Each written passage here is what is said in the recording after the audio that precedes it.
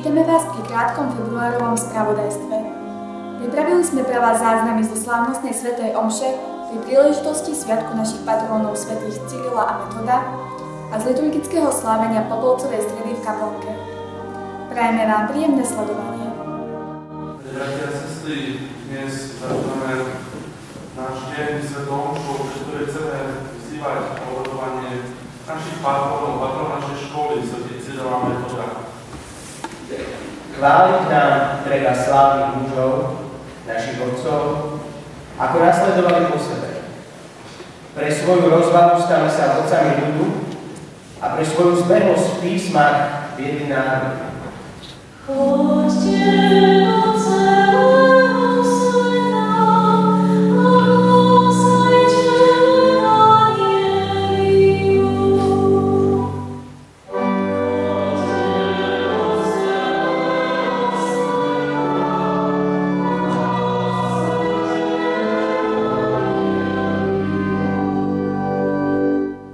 Znášajte sa navzájom v láske a usilujte sa zachovávať jednotu ducha vo zväzku s Bohom. Jedno je telo a jeden duch. Ako ste aj povolaní v jednej nádeji svojho povolania. Všetky vás vítam ešte raz na tomto slávení v našom farskom chráme všetkých svätých, kedy chceme sa dívať k duchu na našich patrónov, Cyrila a Metoda. A to, že práve týchto patrónov máme, že práve ich si vybrali svojho času tí, ktorí zakladali školu, je veľmi dobré, že sa vracame k tým svojim koreňom, ku začiatku vzdelávania našich krajov.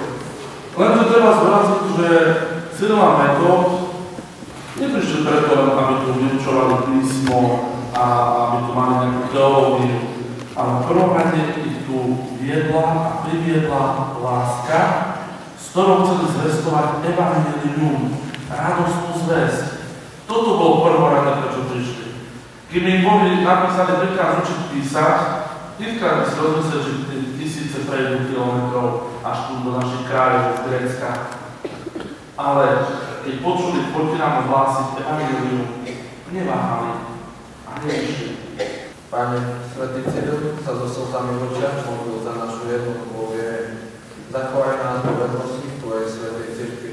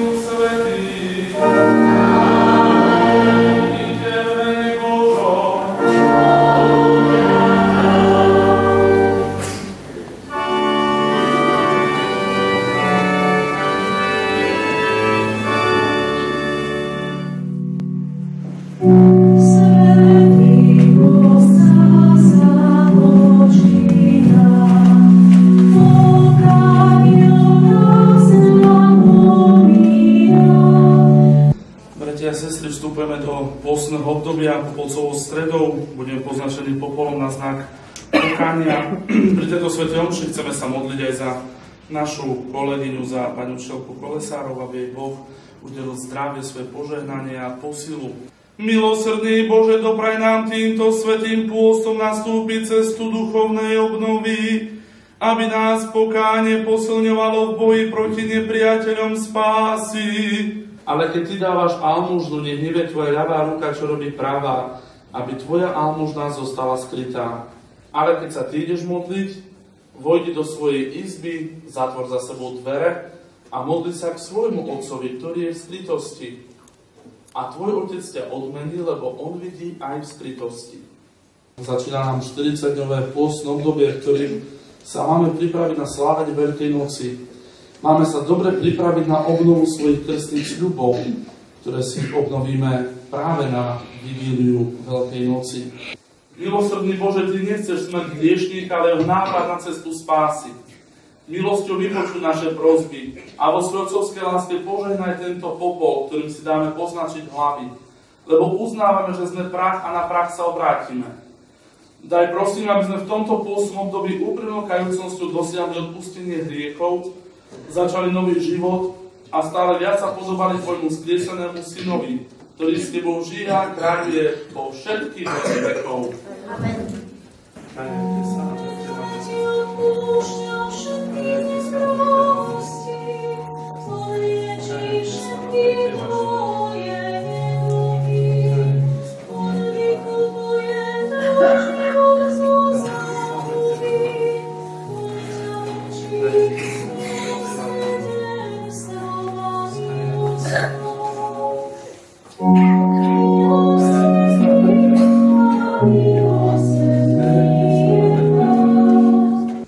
Milosrdný Bože, zhliadni na bezdomovcov, opustených a chudobných a obdaruj ich praktickou pomocou zo strany blížnych.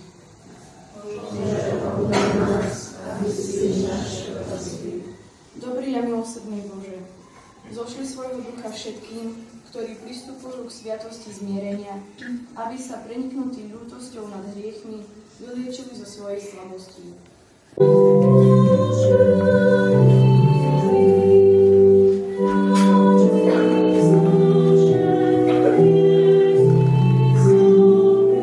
Pán s vami,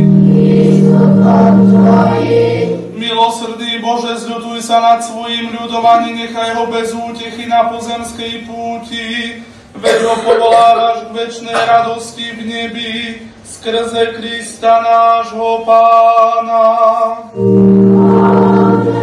Nech vás žehná všemohúci Boh, Otec i Syn i Duch Svätý.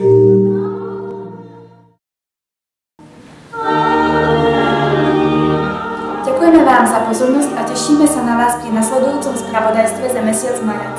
Dovidenia.